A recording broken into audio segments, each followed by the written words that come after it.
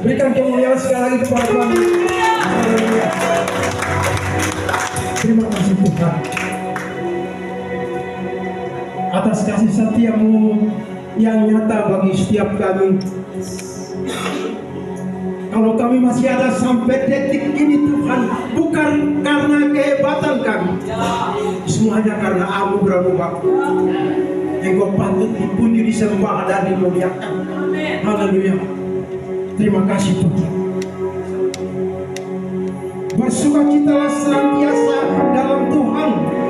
Sekali lagi ku katakan, bersukacitalah.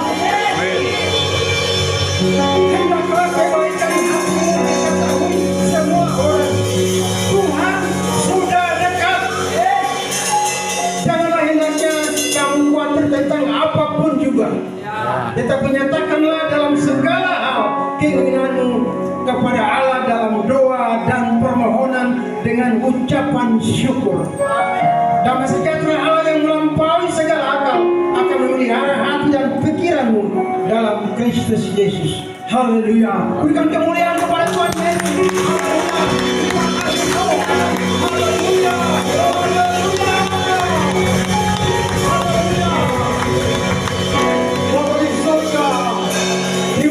Buat persekutuan yang Engkau izinkan bagi kami pagi hari dalam ibadah raya pertama ini Tuhan. Kami mohon dengan hormat kuasa-Mu berlaku di tempat ini. Biarlah kuasa Roh Kudus menyertai kami, sehingga ibadah ini tidak sia-sia, sehingga pemberitaan firman-Mu di hari ini tidak sia-sia, karena Engkau menyertai kami. Terima kasih Tuhan, biarlah ibadah ini kami tabiskan hanya di dalam nama Bapa, Anak dan Roh Kudus, di dalam nama Tuhan kita Yesus Kristus. Mari kita yang percaya kepada Tuhan semua kita katakan amin. Saya berkumpul-kumpul saudara yang masih belum bangkit berdiri. Mari kita akan memuji Tuhan saat ini. Berikan yang terbaik bagi Dia, sebab Dia Allah kita yang hebat dan luar biasa. Amin Tuhan. Saya membuat kami lebih dari pemenang Tuhan. Kami semua bertepuk tangan bagi Tuhan Yesus.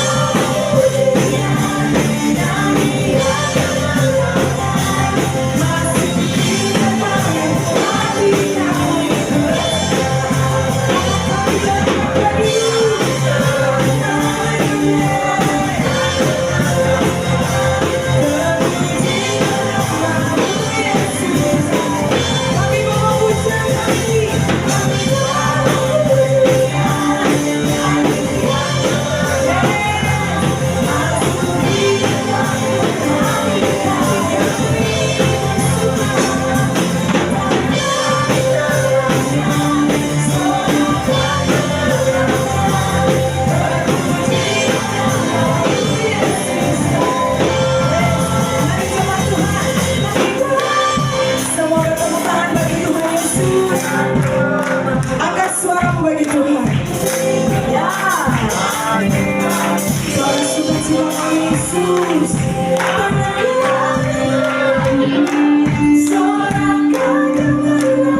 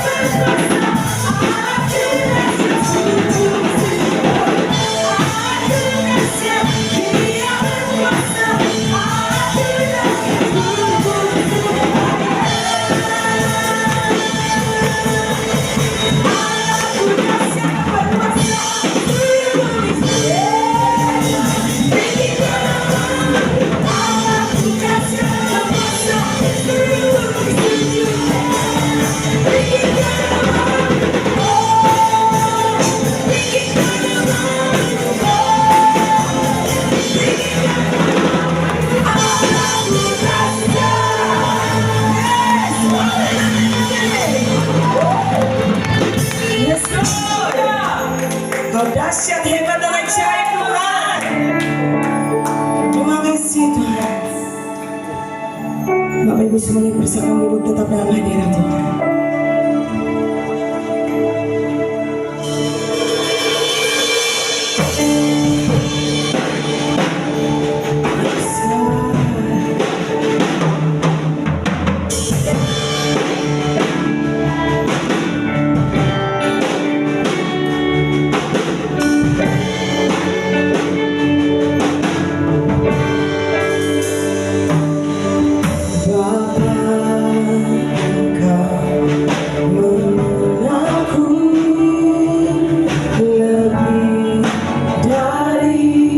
Siapapun amin Tuhan, Engkau tahu kisah ceritaku dan isi hatiku.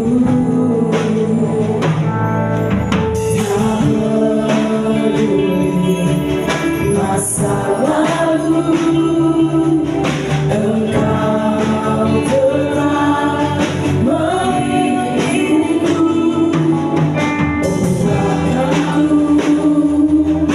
Sempurnakan jadi karya yang indah. Kini aku percaya tiada yang mustahil bagimu.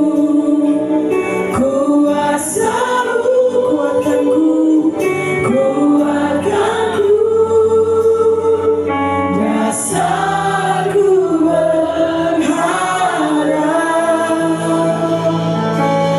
Kini aku berserah pada rancanganmu bagiku. Ku ikuti panggilanmu, ku kan setia sampai akhir hidup. Kini aku percaya tiada yang mustahil.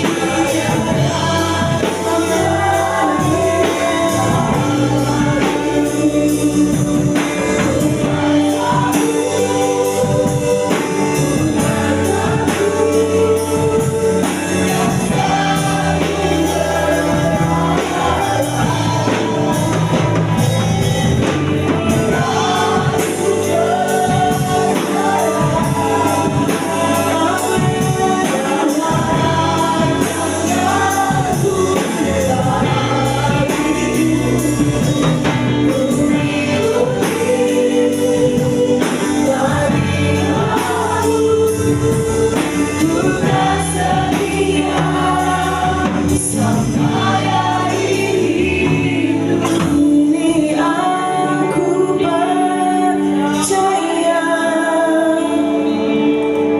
tiada yang mustahil bagimu.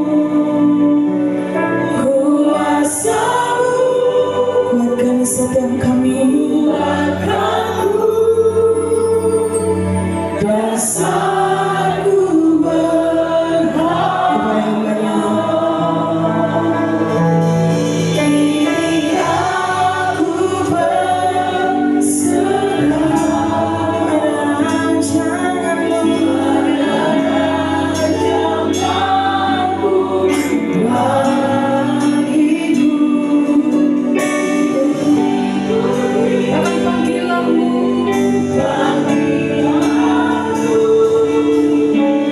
kan setia sampai akhir hidup. Ku ikuti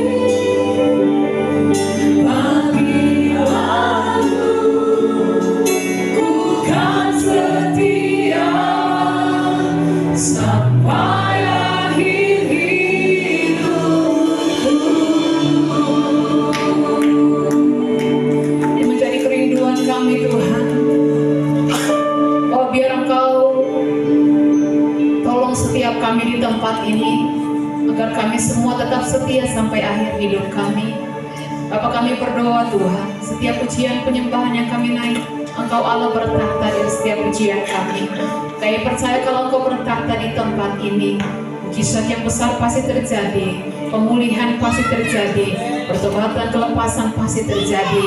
Kami pulang tidak seperti kami datang. Kami percaya kami pulang, kami semakin diubahkan oleh Tuhan, disempurnakan dalam Tuhan, menjadi serupa dan segambar dengan Engkau. Ya berdoa Tuhan, tiba saatnya kami rindu mendengarkan apa yang Tuhan ingin sampaikan bagi setiap kami umat-Mu saat ini. Kami berdoa Tuhan, biar Bapa Engkau berkati rapi hamba-Mu yang menjadi Allah untuk menyampaikan apa yang menjadi isinya di Tuhan bagi setiap kami. Pengurapan Tuhan adalah bagi hamba-Mu Tuhan. Berapa yang hamba sampaikan semata-mata kebenaran firman Tuhan. Yang berdoa semua kami Tuhan merapi kuduskan kami. Baik hati pikiran kami, semua sampah kotoran di hati kami buang itu dalam nama Yesus. Dan biar Roh Allah bekerja atas seluruh hati pikiran kami Tuhan, sehingga benih kebenaran firman Tuhan mendapat tempat dan akan bertumbuh berbuah dalam hati dan pikiran kami, dalam kehidupan kami, sehingga kehidupan kami senantiasa memuliakan nama Tuhan. Kami tidak izinkan segala pekerjaan kuasa kegelapan, iblis, setan dalam bentuk apapun yang mencoba mengalihkan fokus kami dari kebenaran firman Tuhan. Bersatu hati kami sudah keluar tepat dari ruangan hati pikiran kami dalam nama Yesus Tuhan. Kami berdoa Tuhan, setiap selubung kegelapan Tuhan angkat itu, setiap gangguan manusia. Kami berdoa, kami patahkan kuasanya dalam nama Yesus. Bahkan semua kuasa-kuasa yang menghalangi orang untuk bertobat, kami patahkan, hancurkan kuasanya dalam nama Yesus Tuhan. Terima kasih Bapa, dan kami siap untuk mendengarkan kebenaran firman Tuhan dengan penuh sukacita. Kami mau sama-sama katakan amin. Puji Tuhan. Shalom. Shalom, shalom, shalom. Yesus. Sekali lagi shalom. Shalom, shalom, shalom. Yesus dahsyat. Puji Tuhan, Bapak Ibu yang diberkati oleh Tuhan, apa kabar? Luar biasa. Sehat-sehat Bapak Ibu? Amin. Haleluya. Kita akan sama-sama mendengarkan kebenaran firman Tuhan. Kita ada di minggu-minggu di mana kalau dalam perjalanan Yesus di muka bumi ini, dia ada dalam menampakkan diri kepada murid-muridnya, ya. Dan kemudian kita tahu bahwa 40 hari setelah Yesus menampakkan diri, dia akhirnya terangkat ke surga, ya. Dia akhirnya terangkat ke surga dan murid-murid menantikan janji Tuhan, yaitu pencurahan Roh Kudus di loteng Yerusalem, dan pada hari yang ke-10 Roh Kudus dicurahkan. Nah Bapak Ibu yang diberkati oleh Tuhan, kita tahu satu cerita bahwa ketika Yesus menampakkan dirinya kepada 2 orang murid yang sedang berjalan ke Emmaus, mereka tidak bisa mengenal dia sebab kondisi hati mereka, kondisi jiwa mereka yang sedang mengalami tekanan yang berat akibat kematian Yesus, akibat kematian orang yang mereka wanti-wanti, yang mereka harapkan, yang mereka inginkan menjadi raja yang akan membebaskan mereka dari jajahan Romawi pada waktu itu. Mereka mengalami tekanan jiwa yang kesedihan yang cukup berat, akhirnya membuat mereka tidak bisa mengenal guru mereka. Nah, saat ini saya rindu mengajak kita buka bersama firman Tuhan dalam Injil Yohanes pada pasalnya yang pertama, ayatnya yang ke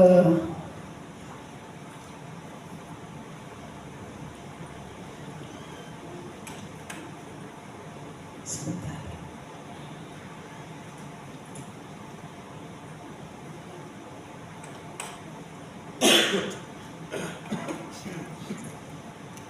Yohanes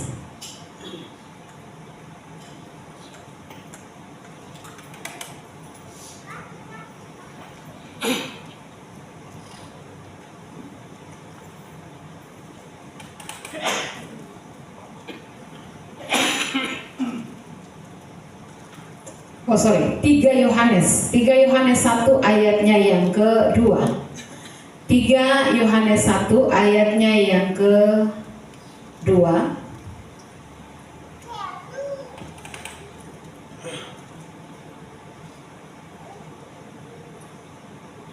Kalau Bapak Ibu sudah dapat, kita akan baca secara bersama-sama. Mari bangkit berdiri.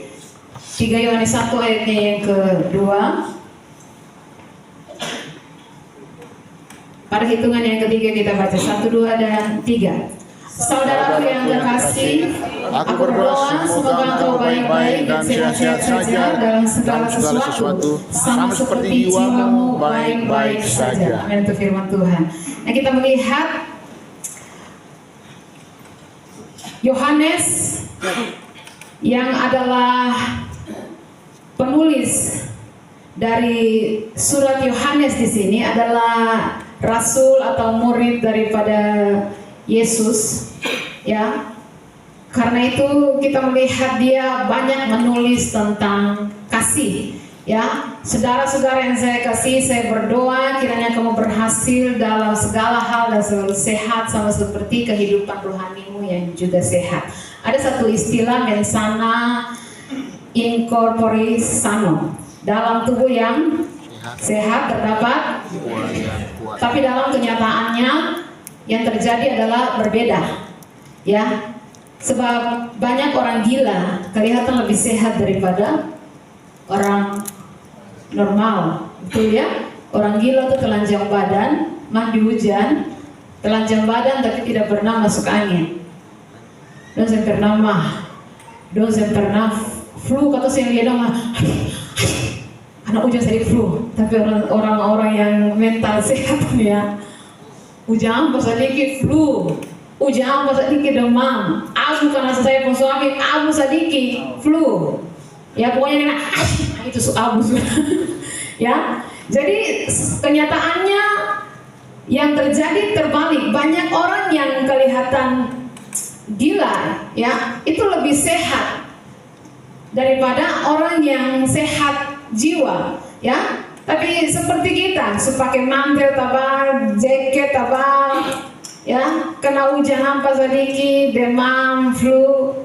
Nah, kita berkata bahwa justru jiwa kita yang baik-baik saja akan membuat kondisi tubuh kita menjadi lebih baik. Jadi bukan di dalam tubuh yang sehat terdapat jiwa yang sehat, tetapi justru ketika jiwa kita sehat, tubuh kita akan sehat. Ya. Artinya Tuhan peduli bukan hanya pada tubuh dan roh kita, tapi Dia juga memperhatikan jiwa kita. Ketika jiwa kita sehat, mestinya tubuh kita kuat dalam menghadapi kehidupan. Ada seorang jemaat alami masalah karena dia punya pemikiran yang aneh, ya. Dia mengalami kecemasan, gangguan kecemasan, dan kalau mau tidur malam dia selalu gelisah, tidak bisa tidur. Dia selalu merasa ada orang di bawah kolong tempat tidurnya yang akan keluar dan cekik dia kasih mati. Jadi setiap mau tidur malam dia tidak bisa tidur, selalu gelisah, ya. Dan sudah berbagai cara dilakukan, tapi dia selalu gelisah, dia selalu ketakutan, mengalami gangguan kecemasan. Dia sudah pergi ke psikiater berbulan-bulan, tapi tidak ada kemajuan. Sampai satu kali pendetanya datang ke tempat tinggalnya, lalu mendoakan dia dan mengusir roh ketakutan, dan setelah itu dia jadi sehat. Ya, karena selama dia takut, dia susah tidur, selera makan tidak ada, mata jadi cekung, tapi sekarang dia jadi sehat. Jemaat bingung, loh kok bisa kesembuh Bapak Pendeta? Diapain? Pendeta bilang, oh saya datang ke sana, saya doakan dia. Lalu gimana? Bapak Pendeta berdoa langsung sembuh. Pendeta bilang, ya saya berdoa, saya lihat, karena dia, saya tanya kamu apa yang kamu takutkan? Saya takut di bawah kolong tempat tidur saya ada orang yang nanti akan cekik leher saya kasih mati. Makanya setiap malam saya tidak bisa tidur, saya selalu cemas, ketakutan. Makanya pendeta kemudian suruh ambil gergaji. Dia potong kaki tempat tidur, 4 kaki tempat tidur, dia potong semuanya. Tempat tidur itu langsung diletakkan langsung di atas lantai. Sekarang tidak ada lagi kolong. Dan karena sudah tidak ada lagi kolong, hilanglah ketakutannya. Ya, hilanglah kecemasannya. Nah, di sini kita belajar bahwa orang yang jiwanya sehat, yang pikirannya terang, akan mempengaruhi kesehatan fisik, bahkan seluruh keberadaan hidupnya. Ya, maka penting sekali kita memelihara kesehatan jiwa kita. Apa yang dimaksudkan dengan kesehatan jiwa atau mental health? Kondisi mental atau kondisi jiwa yang baik, yang membuat sehingga seorang bisa berfungsi optimal dalam kehidupan sehari-hari, dalam aktivitas sehari-hari. Misalnya saat menghadapi tekanan, dia bisa menghadapinya. Saat membina atau membangun hubungan dengan orang lain, hubungan yang terjalin adalah hubungan yang sehat, persekutuan dan bukan perseteruan. Ya, dia juga bisa membuat keputusan-keputusan yang baik yang bisa bermanfaat di dalam hidupnya. Sebaliknya, kalau orang mentalnya tidak sehat, tentu saja dalam hubungan tidak baik. Ya, menghadapi masalah sedikit dia bisa depresi, membuat keputusan juga seringkali tergesa-gesa dan salah. Ya, mengapa kesehatan jiwa itu penting? Data dari WHO, Badan Kesehatan Dunia, tahun 2024 menunjukkan 1 dari 8 orang di dunia hidup dengan gangguan mental. Ya, banyak yang depresi. Nah, data dari Kementerian Kesehatan Republik Indonesia tahun 2023, 9,8% penduduk Indonesia di usia 15 tahun ke atas mengalami gangguan mental emosional, hampir 10%, 9,8%. Jadi jumlahnya besar. Ya, kalau jumlah penduduk Indonesia yang tercatat hingga tahun 2023 280 juta jiwa, maka yang mengalami gangguan mental, ya, 10% dari 280 juta jiwa adalah 28 juta jiwa yang mengalami gangguan mental. Ya, jadi kalau kita punya pikiran yang benar, pikiran yang cerah, punya sikap hati yang baik, itu adalah anugerah. Karena banyak orang hari-hari ini mengalami banyak tekanan, depresi. Kalau kita punya mobil, lalu lampu indikator olinya sudah menyala, maka kita tahu bahwa sedang ada masalah. Dan kalau kita abaikan, apa-apa, cuma lampu merah saya apa-apa. Kalau kita abaikan, mesin bisa rusak lebih parah dan biaya perbaikan jauh lebih mahal.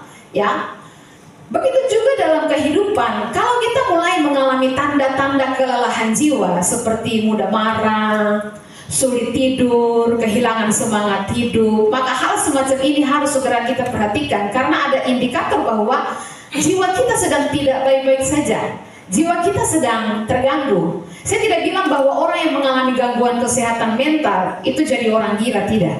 Ya, tapi depresi pun, sedih berkepanjangan, tidak ada gairah untuk makan, tidak ada gairah untuk bekerja, itu pertanda ada masalah dalam kejiwaan kita.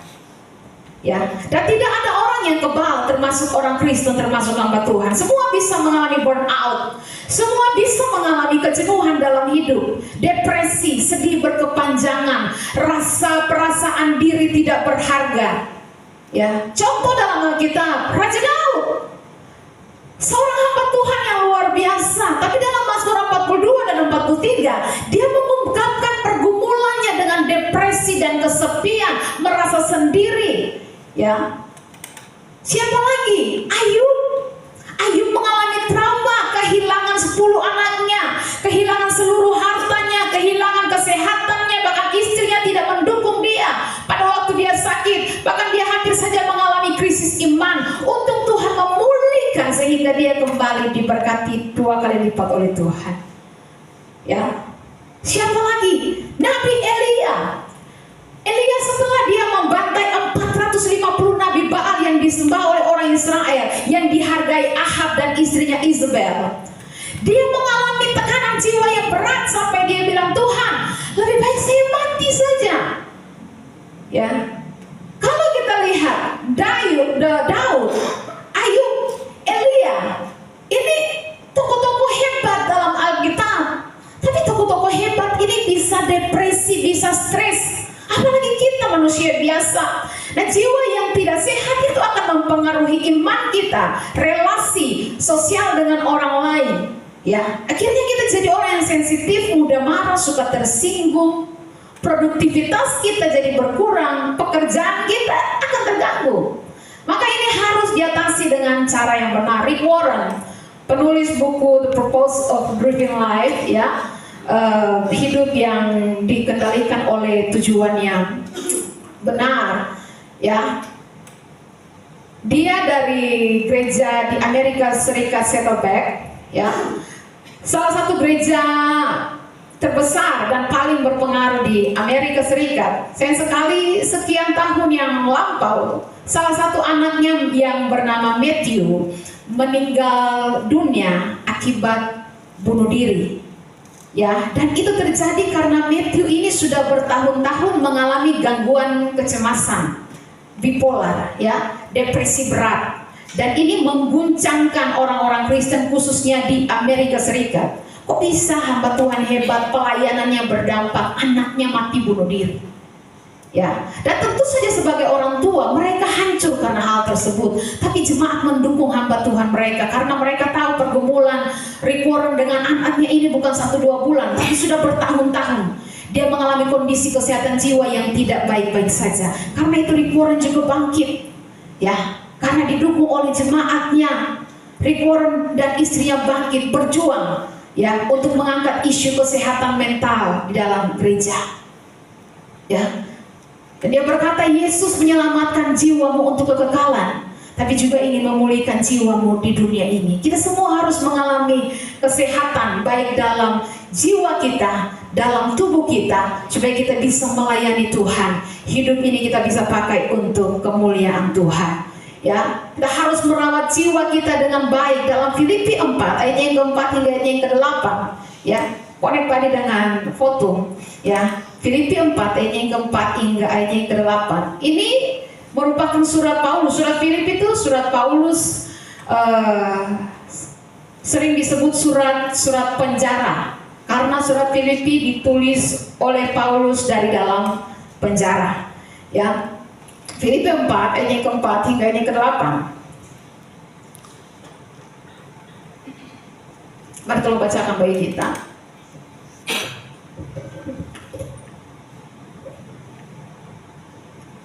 Bersukacitalah senantiasa dalam Tuhan. Sekali lagi katakan bersukacitalah.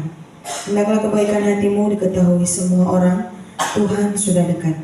Janganlah hendaknya kamu khawatir tentang apapun juga, tetapi nyatakanlah dalam segala hal keinginanmu kepada Allah dalam doa dan permohonan dengan ucapan syukur. Damai sejahtera Allah yang melampaui segala akal akan memelihara hati dan pikiranmu dalam Kristus Yesus.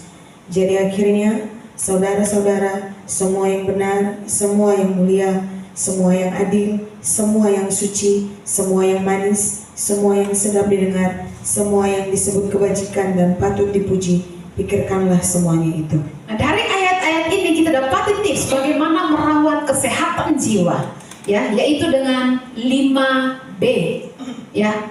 B yang pertama, bersukacitalah senantiasa.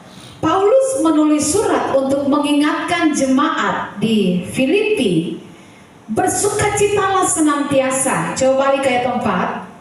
Bersukacitalah senantiasa dalam Tuhan. Sekali lagi kukatakan bersukacitalah. Orang yang mengingatkan jemaat untuk bersukacita, dia bukan sedang lagi jalan-jalan, dia bukan sedang lagi ada dalam keadaan yang melimpah atau sedang dalam keadaan yang baik-baik saja. Dia sedang ada dalam penjara karena memberitakan firman Tuhan. Dia masuk penjara, tapi dari dalam penjara dia bisa tulis surat kepada jemaat Filipi dan berkata, bersukacitalah. Ini orang yang lagi dalam masalah menguatkan orang yang di luar, ya. Paulus di penjara, tapi dia bilang, aku memilih untuk tetap bersukacita karena sukacita adalah pilihan. Kebahagiaan adalah pilihan. Tiap hari ada orang-orang yang membuat hati kita kadang tidak nyaman. Ingat firman Tuhan beberapa minggu lalu yang saya sampaikan. Cara Tuhan untuk membentuk kita ketika kita berkata, aku mau seperti-Mu Yesus. Tuhan, aku mau seperti Engkau, serupa dan segambar dengan Engkau. Cara Tuhan untuk membentuk kita menjadi serupa dan segambar dengan Tuhan. Dua sarana yang sering Tuhan pakai, keadaan yang tidak menyenangkan dan orang-orang yang menjengkelkan. Itu sarana yang Tuhan pakai untuk memproses iman kita, untuk menjadi serupa dan segambar dengan Tuhan. Nah, tiap hari ada orang-orang yang membuat hati kita kadang-kadang tidak nyaman. Ada aksi negatif, tapi reaksi kita yang menentukan. Aksi mau negatif kah, aksi mau jelek kah, ya. Tapi reaksi kita yang menentukan mau positif atau negatif.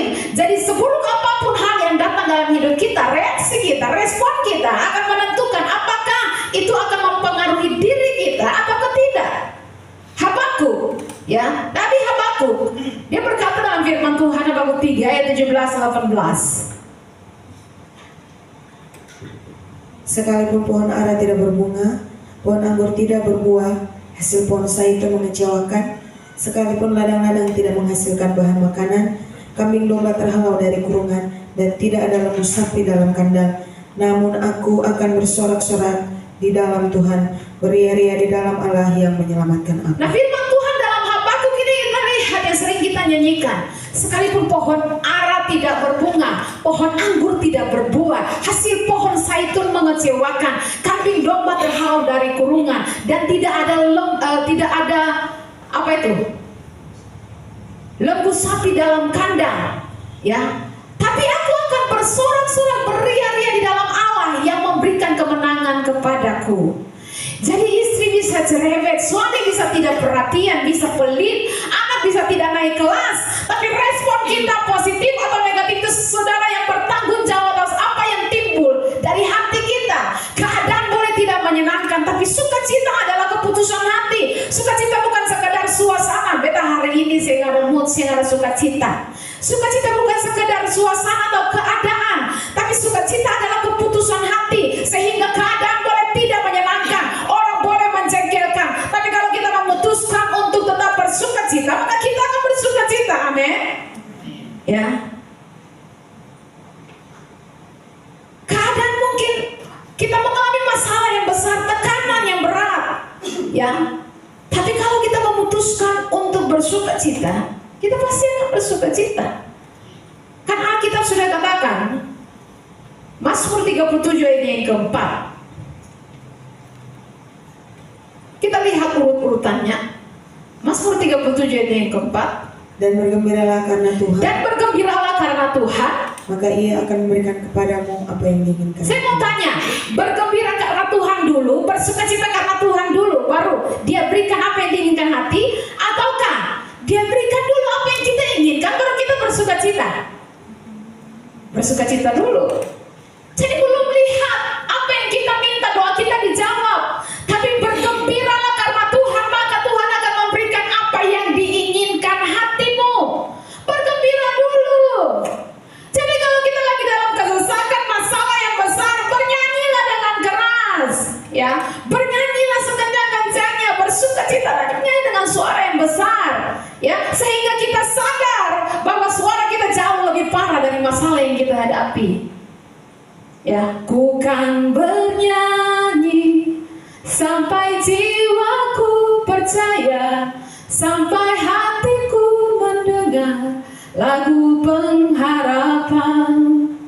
Ya, Paulus dan Silas dalam penjara menyanyi, bukan menyanyi pelan-pelan.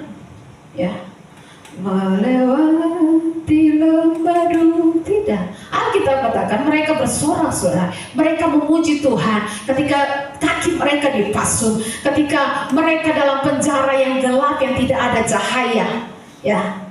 Tetapi pada tengah malam itu mereka tidak menangis, mereka bersorak-sorai memuji Tuhan, dan terjadi Tuhan bertata di atas pujian orang yang percaya kepadanya. Sendi-sendi penjara bergoncang karena gempa bumi yang dahsyat terjadi, dan semua pintu-pintu penjara terbuka, pasung mereka terlepas dengan sendirinya. Itu Tuhan, ya.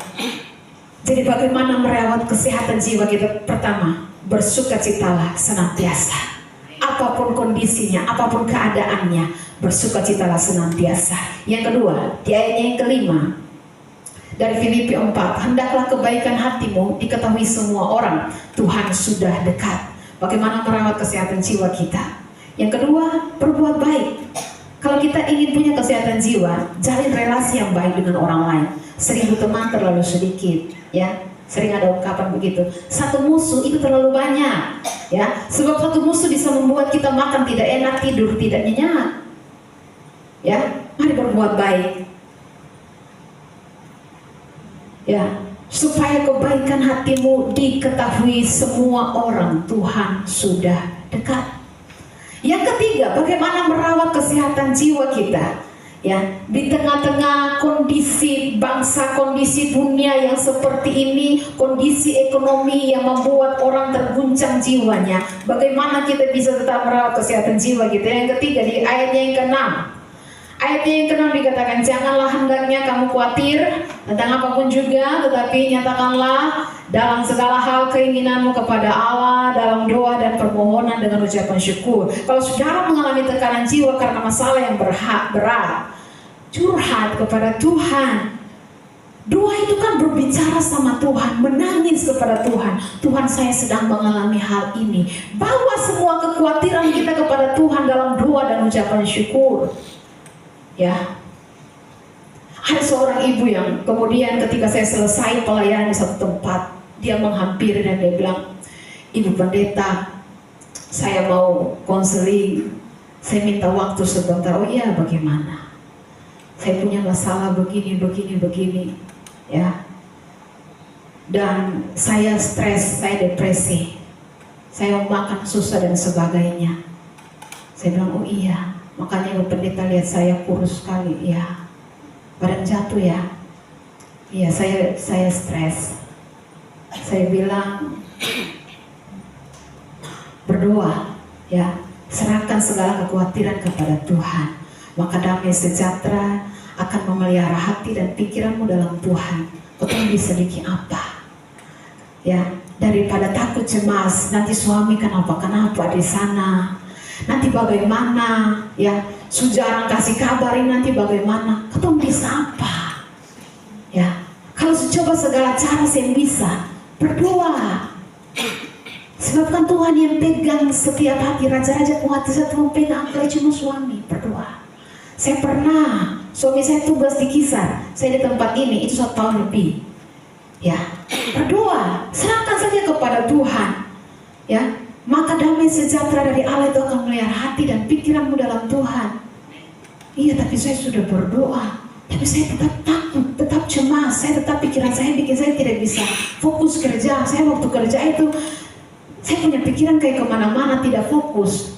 Iya, itu artinya kamu tidak percaya Tuhan. Kalau kamu percaya Tuhan, kamu serahkan masalahmu kepada Tuhan, percaya Tuhan sanggup. Tuhan bisa bekerja atas masalahmu dan Tuhan pasti pegang hati suamimu. Dia tidak akan kenapa-kenapa. Ya, makanya waktu kita serahkan kekhawatiran kita, serahkan persoalan kita kepada Tuhan. Jangan meragukan Tuhan. Waktu kita ragukan Tuhan, Tuhan tidak bisa bekerja. Ya, bawa semua kekhawatiran kita kepada Tuhan dalam doa dan ucapan syukur, kata firman Tuhan. Ada seorang anak tanya sama bapaknya, Pak, kita ini kan orang miskin, uang sekolah saja belum lunas, sampai saya sering malu sama guru dan teman-teman tiap hari. Ya, saya harus ditagih. Tapi pulang saya lihat Papa rajin sekali doa. Emang Papa dapat apa dari doa? Emang doa bisa bikin kaya? Papa yang jawab, nak, jangan salah sangka. Dalam doa kita belum tentu memperoleh sesuatu, tapi kita kehilangan banyak hal buruk dari hidup kita. Waktu Papa berdoa, Papa kehilangan kekhawatiran, Papa kehilangan keinginan untuk marah, Papa kehilangan tuduhan kepada Tuhan, seakan-akan Tuhan kejam dan tidak ada dalam hidup ini. Papa kehilangan kekhawatiran dan ketakutan akan masa depanmu, dan Papa jadi percaya bahwa Tuhan yang memegang kendali atas hidup kita. Dia juga yang memberikan masa depan yang terbaik. Tuhan akan menyediakan semua tepat pada waktunya. Berdoa kepada Tuhan, lalu bersyukur. Jangan khawatir tentang apapun, juga belajar bersyukur. Bukan karena kita sudah kaya maka kita bersyukur, tapi kalau kita banyak bersyukur, berkat Tuhan akan lebih gampang kita alami dalam kehidupan kita. Bukan karena kita sembuh dari penyakit maka kita bersyukur, tapi karena kita bersyukur, bahkan di tengah sakit penyakit kita akan lebih cepat sembuh. Karena kita berkata, hati yang gembira adalah obat yang manjur, semangat yang patah mengeringkan tulang. Bukan karena keluarga kita sudah sempurna maka kita bersyukur, tapi kalau kita bersyukur, kita banyak bersyukur, maka Tuhan akan memulihkan, mengharmoniskan keluarga kita. Ya. Jadi bagaimana merawat kesehatan jiwa kita? Yang ketiga, berdoa dan mengucap syukur. Yang keempat, bagaimana menjaga kesehatan jiwa kita? Ayatnya yang ketujuh, damai sejahtera Allah yang melampaui segala akal akan memelihara hati dan pikiranmu dalam Kristus Yesus. Berdamai dengan Allah, diri sendiri, berdamai dengan sesama. Bagaimana kita yang adalah seteru atau musuh Allah, karena kita berdosa ini bisa berdamai dengan Dia, bertobat dari segala dosa, minta disucikan oleh darah Yesus, maka hubungan permusuhan menjadi hubungan persekutuan melalui salib Kristus. Hubungan permusuhan dengan Allah Bapa di surga menjadi persekutuan dengan Bapa di surga, itu melalui salib Kristus. Surga ku beritakan kebesaran Tuhan kita, Dia dikorbankan, satukan Allah dan kita. Salibnya, korban Yesus di salib mempersatukan kembali Allah dan manusia. Dan kalau kita berdamai dengan Allah, maka kita harus berdamai dengan diri kita sendiri. Ampuni diri kita. Banyak kali Tuhan sudah mengampuni kita, tapi kita tidak mau mengampuni diri kita sendiri. Belajar terima diri kita apa adanya. Kita semua ini ada kelebihan, ada kekurangan, tidak ada yang sempurna. Ya, kita ini unik dan spesial. Makanya kita harus belajar menerima diri kita apa adanya. Lalu kemudian kita juga harus menerima orang lain, pasangan kita apa adanya. Karena suami istri kita ada kelebihannya, tapi kekurangannya juga banyak. Makanya kita harus hidup berdamai, damai dengan Allah, damai dengan diri sendiri, damai dengan sesama. Jiwa kita akan lebih sehat. Yang terakhir, yang B, yang kelima, selain berdoa dan mengucap syukur, lalu kemudian berdamai dengan Allah, dengan diri sendiri dan sesama, yang kelima, berpikir benar. Di ayat yang selanjutnya dikatakan, akhirnya saudara-saudara, semua yang benar, semua yang mulia, semua yang adil, semua yang suci, semua yang manis, semua yang sedap didengar, semua yang disebut kebajikan dan patut dipuji, pikirkanlah semuanya itu. Berpikir benar.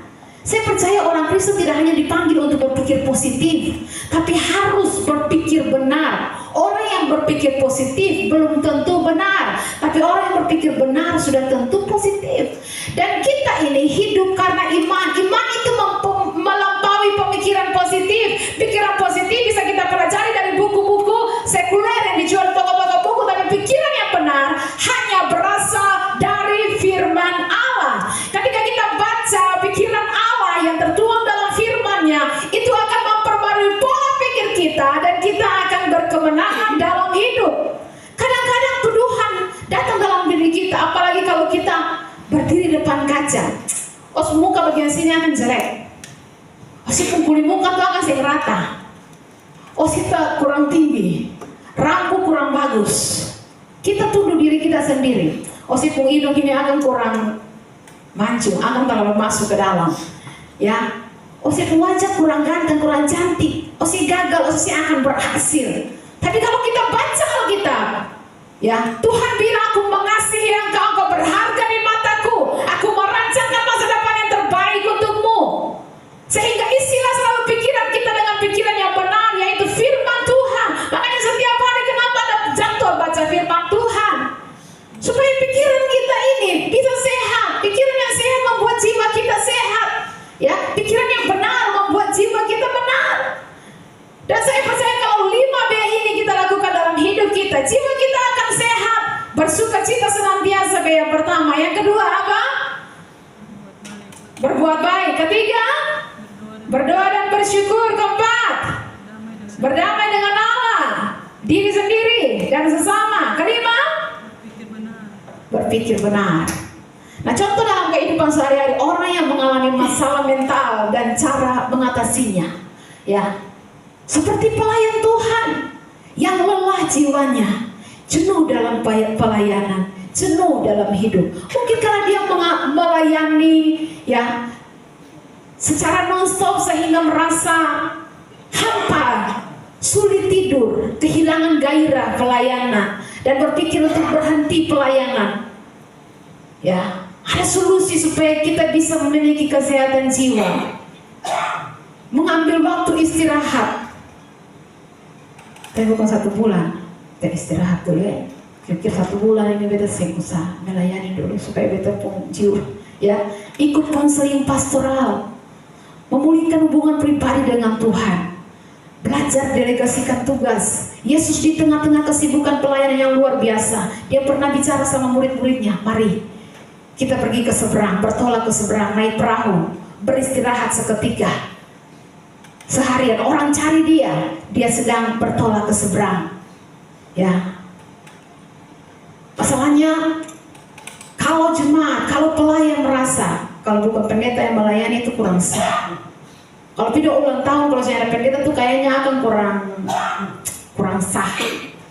Ya, jadi kayaknya Pak Pendeta, Ibu Pendeta, tolong datang berdoa. Baru pulang belum makan lagi. Pak Pendeta, Ibu Pendeta, tolong berdoa. Lagi kembali. Datang belum muncul lagi. Pak Pendeta, Ibu Pendeta, tolong datang berdoa dulu. Beta mau mama sekarang. Oh ya tunggu saya makan. Pak Pendeta berani terlambat dan terjadi apa kepada beta pun mama. Pak Pendeta yang bertanggung jawab. Sehingga jemaat semua sehat, pendetanya yang sakit. Ya. Tapi kalau kemudian kita delegasikan tugas, kita mempercayakan tanggung jawab, dan sekalipun mungkin majelis ya yang berdoa, tapi kita percaya bahwa Tuhan hadir di sana dan Tuhan bekerja atas setiap doa orang yang percaya kepadanya. Doa orang benar bila dengan yakin doakan besar kuasanya. Nah, contoh yang berikut yang kedua, bukan hanya pelayan Tuhan, tapi pengusaha yang stres karena tekanan bisnis atau bangkrut sehingga dia mulai menarik diri dari keluarga, kehilangan semangat hidup, dan sering marah-marah. Hari-hari ini banyak orang takut karena kondisi ekonomi dunia. Bukan hanya Indonesia yang sedang tidak baik-baik saja. Perang yang terjadi antar bangsa-bangsa itu mengganggu. Banyak orang kemudian menjadi takut akan situasi yang ada di dunia sekarang ini. Ya, tapi sebagai anak Tuhan kita percaya, burung di udara Tuhan pelihara, bunga di padang, ya Tuhan dandani. Dalam masa-masa sulit pun Elia tetap dipelihara. Ada burung gagak datang setiap pagi dan sore, memberikan roti dan daging, begitu setiap hari. Pemeliharaan Tuhan tidak berkesudahan. Saya percaya semua orang yang cinta Tuhan akan dipelihara oleh Tuhan. Ada amin? Ya, bukan untuk serakah, bukan untuk bermewah-mewah, tapi apa yang merupakan kebutuhan dasar kita, Tuhan akan pelihara hidup kita.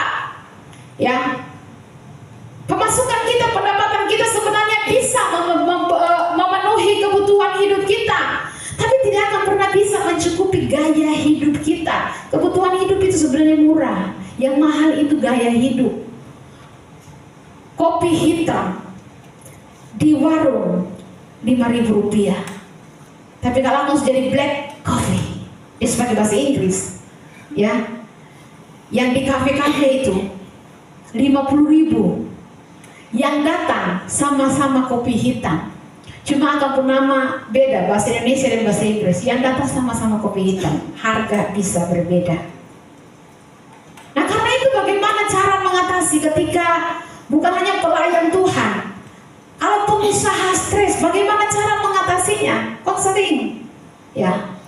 Apakah itu secara kejiwaan, finansial, perlu dilakukan, tanya pada konselor, minta bimbingan, petunjuk dari orang-orang yang bisa berpikir jernih. Kita harus paham bahwa nilai diri kita bukan ditentukan oleh keberhasilan finansial kita. Ya memang uang saya berkurang, tapi saya tetap berharga karena saya adalah anak Tuhan. Kita berharga bukan karena banyaknya uang yang kita miliki, bukan karena besarnya rumah atau bagusnya rumah kita. Kita berharga karena kita adalah anak Tuhan Yesus. Amin. Kita ditebus oleh darahnya, kita berharga karena Tuhan mengasihi kita. Jadi walaupun waktu tadi kita dalam beribadah, kita tidak naik mobil, kita cuma jalan kaki. Atau tadi waktu kita dalam beribadah, kita tidak naik mobil pribadi, kita cuma naik ojek. Engkau tetap berharga. Tidak berarti orang yang naik mobil hidupnya lebih berharga daripada Tuhan. Orang yang jalan kaki hidupnya kurang berharga. Tidak. Mau jalan kaki, mau naik ojek, mau naik sepeda, hidupmu tetap berharga daripada Tuhan. Walaupun hidup sederhana, tapi kalau kita hidup benar di hadapan Tuhan, maka kita tahu bahwa kita berharga dan mulia di hadapannya. Lalu bagaimana lagi solusinya?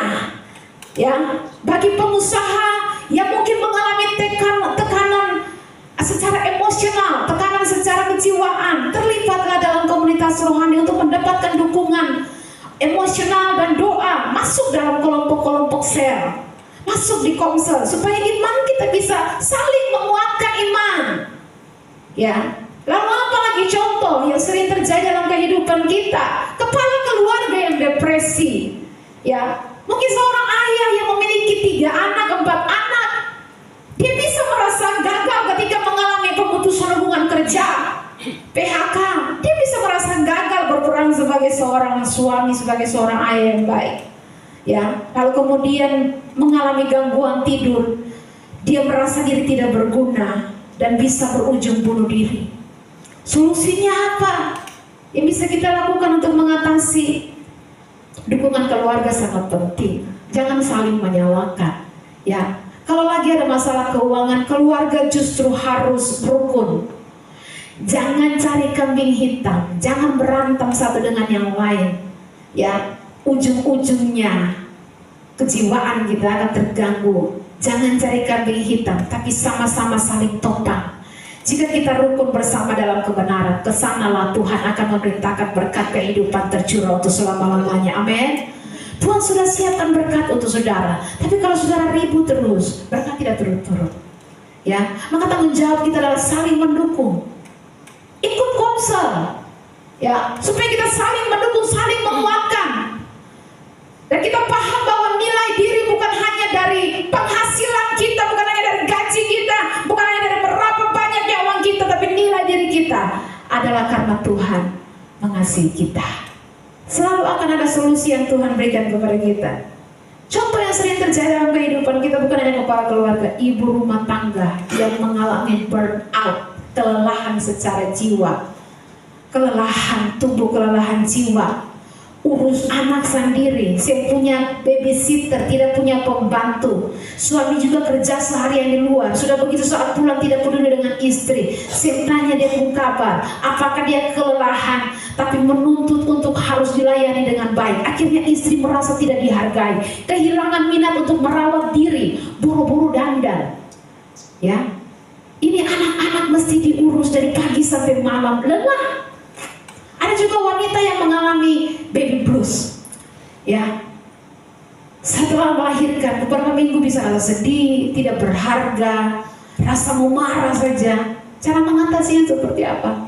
Yaitu kembali bergabunglah dalam komunitas ibu-ibu orang percaya, WGBI. Ada di gereja ini supaya kita saling mendukung satu dengan yang lain. Kemudian miliki waktu pribadi untuk penyegaran jiwa. Minta tolong suami atau anggota keluarga yang lain. Ambil istirahat untuk semangati lagi hidup, untuk masuk dalam tugas yang berikut. Dukungan dari pasangan dan keluarga sangat besar, sangat penting.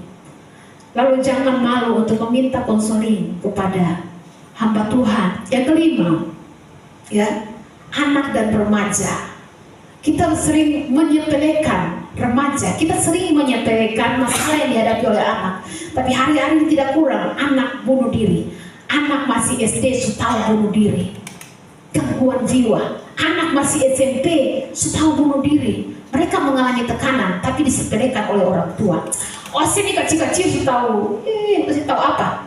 Ya, anak dan remaja yang mengalami tekanan akademik di sekolah dan tekanan sosial. Siswa SMP misalnya tertekan dengan nilai ujiannya yang jelek, lalu dia membandingkan diri dengan teman-temannya. Mungkin temannya datang ke sekolah naik mobil, dia hanya jalan kaki. Tekanan dari mana lagi? Sosial media. Begitu dia buka Instagram, TikTok, dia lihat teman-temannya liburan, jalan-jalan ke Bali, jalan-jalan ke Jepang. Dia boro-boro ke luar negeri, paling pulang kampung Batu Putih, Amdasa, putar-putar sekitar Yambena dan Tanimbar Selatan saja. Ya, putar-putar di sekitar stop lagi semangat ini saja. Akhirnya dia mengalami tekanan, dia mulai menarik diri, mengalami gejala gangguan kecemasan, mulai melakukan hal-hal yang merugikan diri sendiri. Bagaimana cara mengatasinya? Orang tua perlu mendengarkan tanpa menghakimi. Turunkan ekspektasi yang berlebihan kepada anak. Oh, saya masih juara 1. Kalau saya, mama malu. Padahal dulu mama dan papa saya pernah juara 1. Kalau dulu mama juara 1, oh sini bikin mama, dulu mama juara 1 dari kelas. Ya, dari SD ya, mama juara 1 terus. Tapi jangan berikan ekspektasi yang besar kepada anak. Ya, pergi ke konselor anak, Belajar ekspresikan diri secara sehat. Ada berbagai cara solusi ketika kita mencari bantuan supaya jiwa lebih sehat. Sebab orang kalau sakit, ya, orang sakit secara tubuh gampang, tinggal pergi ke dokter dapat obat selesai. Tapi kalau dia mengalami sakit secara jiwa, ya, masalah jiwa, masalah roh, dia merasa kita mungkin orang tua merasa akan baik dengan sendirinya, tapi tubuh, jiwa, roh itu saling berkaitan satu dengan yang lain. Ya, ketika jiwanya tertekan, tubuhnya juga akan terganggu, kesehatannya juga akan terganggu. Nah, salah satu hal yang berkaitan dengan anak muda adalah putus cinta. Kalau anaknya putus cinta, orang tua sudah bilang, sudahlah, stop, jangan terlalu lebay lah ya. Dunia tidak selebar daun kelor. Ya, jadi nanti Osi akan dapat yang lain. Sudah, saya muda, saya nggak usah sedih bergoyang. Osi stop, dia harus lebay-lebay, ya. Tapi tidak semudah itu bagi anak yang mengalaminya. Mereka stres. Ada hal negatif secara jiwa yang mereka alami. Apa itu? Perasaan ditolak, tidak berharga, marah, malu, merasa diri sudah hancur karena ditinggal pacar, susah tidur, menangis, kehilangan arah dalam kehidupan, seperti layang-layang putus. Ya, secara rohani dia merasa diri kotor, tidak layak di hadapan Tuhan, apalagi kalau pacaran sudah terlalu jauh melakukan hubungan seks di luar nikah, merasa bersalah, menarik diri dari persekutuan, dari gereja, tidak mau ke gereja karena merasa orang tidak tahu apa-apa, apa yang saya lakukan, saya berdosa, saya tidak layak di hadapan Tuhan. Dan kalau tidak ada pendampingan, kadang-kadang anak-anak ini kemudian mengambil jalan pintas, apa itu? Bundir, bunuh diri. Dan tentu berbahaya secara fisik. Nafsu makannya menurun. Sebaliknya ada juga yang kalau stres nafsu makannya naik. Ada yang stres nafsu makannya menurun, susah tidur dan sebagainya. Tidak bergairah. Kadang ada keinginan untuk menyakiti diri sendiri. Tapi saya percaya semua masalah ini dalam Tuhan selalu ada pemulihan, selalu ada dalam pemulihan. Amin. Seburuk apapun masa lalu kita, dalam Kristus selalu ada masa depan yang baik karena Tuhan sanggup memulihkan hidup kita. Di Jepang ada satu seni untuk menyatukan kembali keramik yang pecah, namanya kintsugi. Kalau keramik pecah, ya, kalau di kita keramik pecah ya sudah dibuang ke tong sampah. Tapi di Jepang mereka punya seni kintsugi. Jadi kalau mereka lihat keramik pecah tidak dibuang, tapi disatukan kembali. Bukan pakai lem, tapi diberi emas cair sehingga retakan itu menjadi bagian yang indah karena disatukan dengan emas. Ya, ini akhirnya seni atau kerajinan tangan ini menyatukan kembali keramik yang pecah dengan emas. Akhirnya lebih mahal daripada sebelumnya, keramik sebelumnya yang masih utuh, yang pecah. Justru yang setelah pecah, yang disatukan kembali, harganya jauh lebih mahal karena ada emas. Begitu pula, kita percaya Tuhan adalah ahli kintsugi yang agung. Tuhan yang menyembuhkan luka dan Tuhan yang memulihkan kita.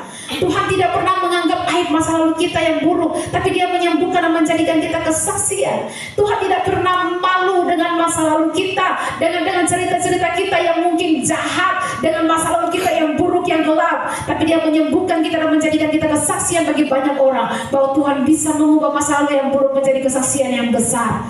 Before and after di dalam Tuhan. Mazmur 127 ayat yang ketiga, Ia menyembuhkan orang-orang yang patah hati dan membalut luka-luka mereka. Lihat, ada orang yang dulu pernah masuk ke penjara, ketika dia bertobat, dia kemudian suka melayani, mengunjungi orang dalam penjara. Lihat, ada orang yang dulu terikat narkoba, setelah dia benar-benar lepas, dia melakukan pelayanan kepada orang-orang yang terikat narkoba. Bukankah ini karya Kristus yang membuat sesuatu yang rusak, yang hancur dipulihkan kembali, disatukan kembali, dilapisi dengan emas cair yang murni, dan akhirnya hidup jadi kesaksian. Hari ini, siapa yang pernah merasa gagal, merasa hidupnya tidak berarti, saya percaya Kristus adalah ahlinya yang sanggup memulihkan hidup kita. Saya undang pemain musik maju ke depan. Seburuk apapun hidup kita, masa lalu kita, selalu ada masa depan yang lebih baik kalau kita tinggal dalam Kristus. Karena itu saat ini terimalah pemulihan dari Tuhan supaya hidup kita jadi berkat bagi banyak orang. Mari tundukkan kepala kita. Terima kasih Tuhan. Haleluya.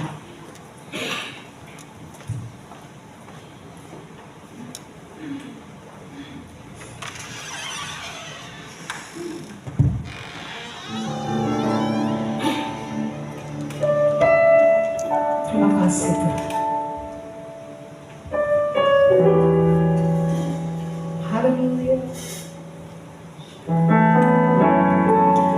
Ku kan bernyanyi sampai jiwaku percaya,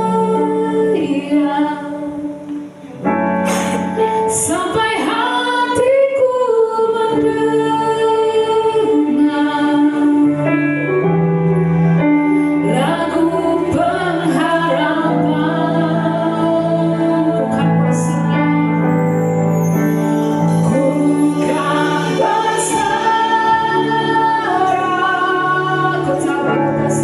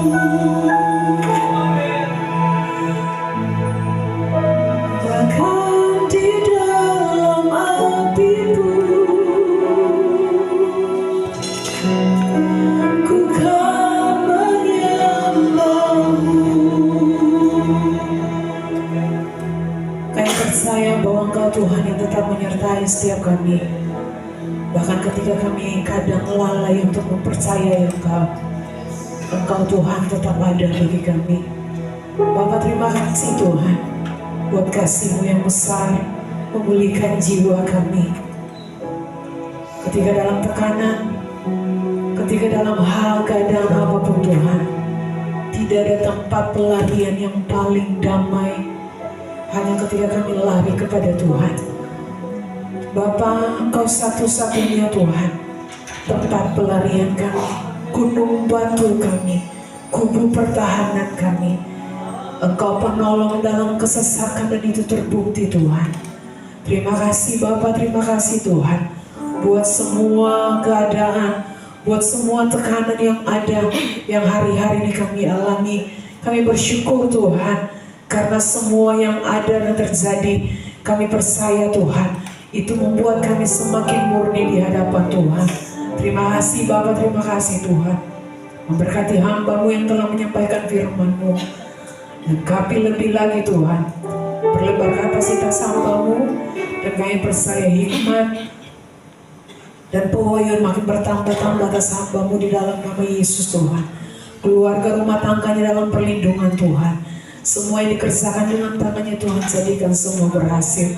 Anak-anaknya takut akan Tuhan, suaminya takut akan Tuhan di dalam nama Yesus. Kami percaya kehidupan keluarga ini akan menjadi berkat bagi setiap generasi yang Tuhan percayakan bagi mereka di dalam nama Tuhan Yesus. Kami percaya kekuatan daripada Roh Kudus ada bagi semua kami, sehingga ketika firman Tuhan termeterai, kami percaya hanya kekuatan daripada Tuhan yang memampukan kita untuk melakukan, untuk bertindak dalam setiap keadaan, di dalam setiap waktu-waktu yang tidak menyenangkan.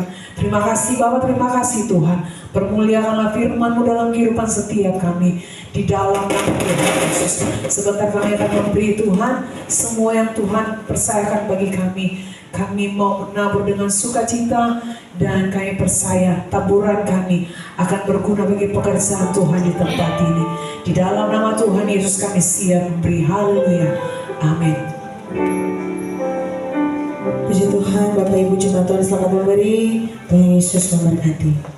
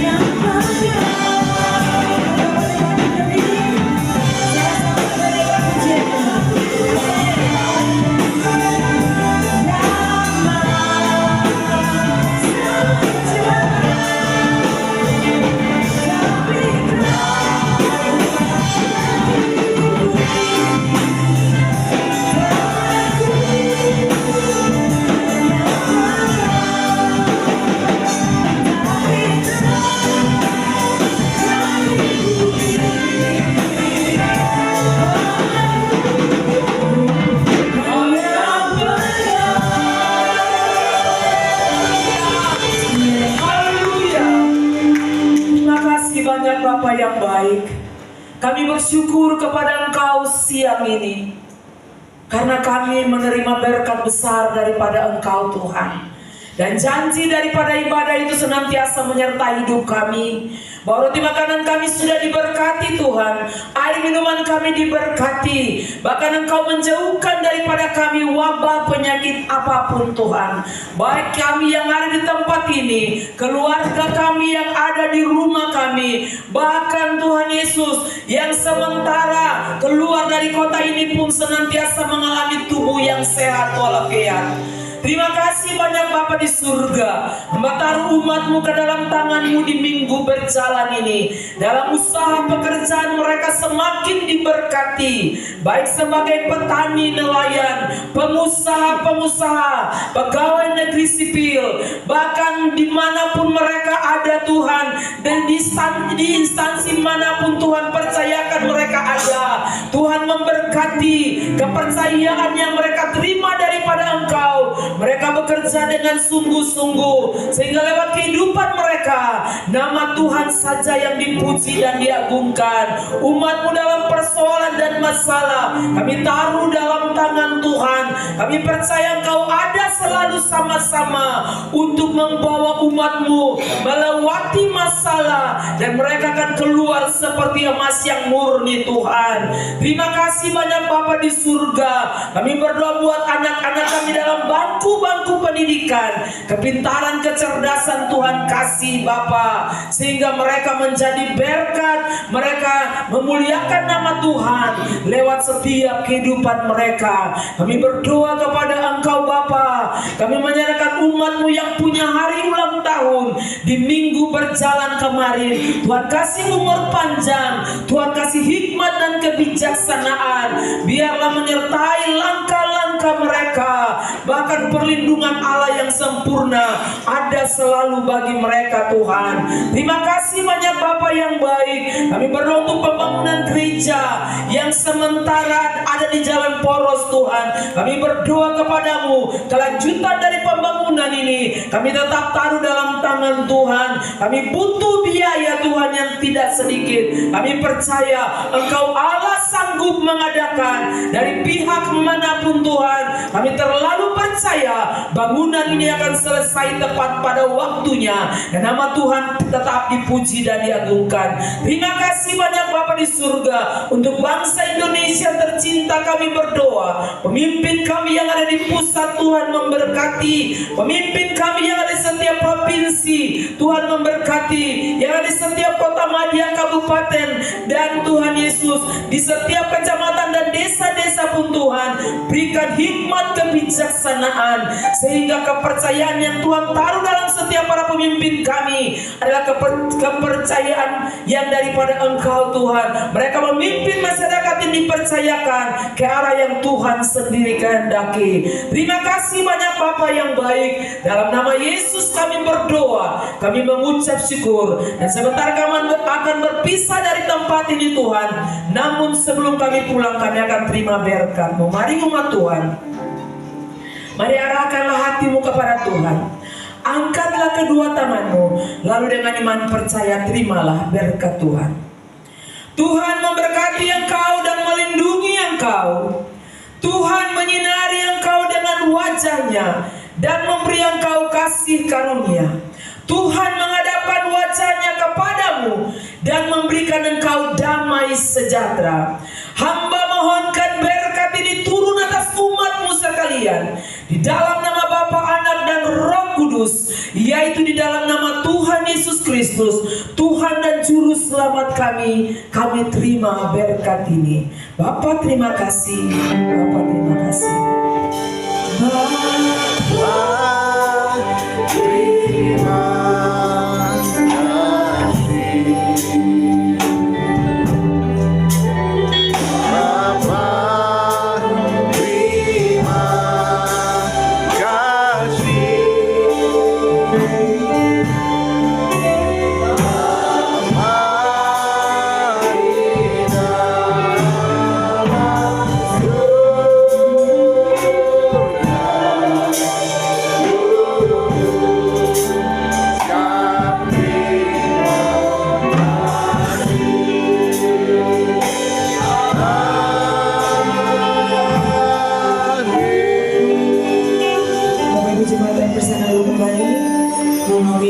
sebentar kita akan sama-sama menyaksikan blessing news.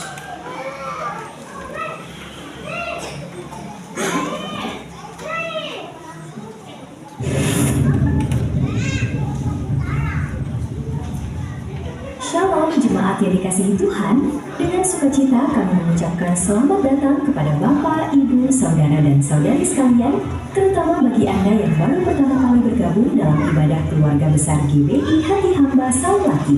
Mari kita simak bersama jadwal ibadah dan kegiatan untuk sepekan. Hari Senin, jam 5 sore, ibadah teens atau remaja dilaksanakan di gereja. Jam setengah 6 sore, menara doa anak bersama guru sekolah minggu dilaksanakan di ruang menara doa gereja. Dan jam 7 malam, ibadah pria GBI atau Man of God dilaksanakan di rumah Bapak Raymond Tienus, belakang Karunia Food. Hari Selasa, jam 7 malam, doa pemenang dilaksanakan di gereja.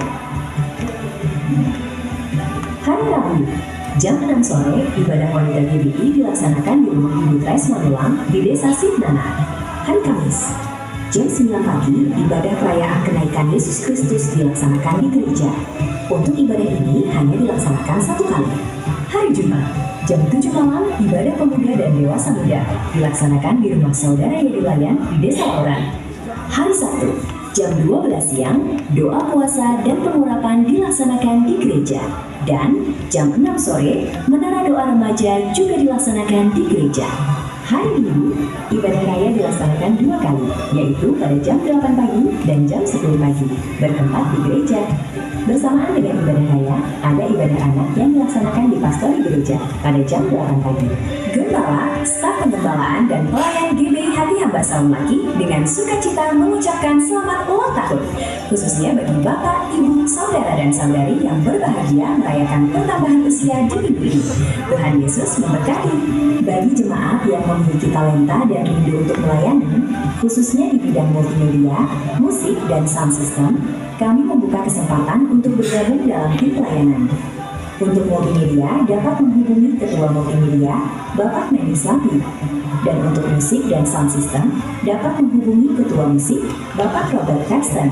Mohon selesai ibadah, pastikan semua sampah termasuk bungkus permen, makanan, dan botol minuman dibuang ke tempat sampah yang telah disediakan dan tidak meninggalkannya di bangku gereja atau area lain di sekitar gereja. Terima kasih.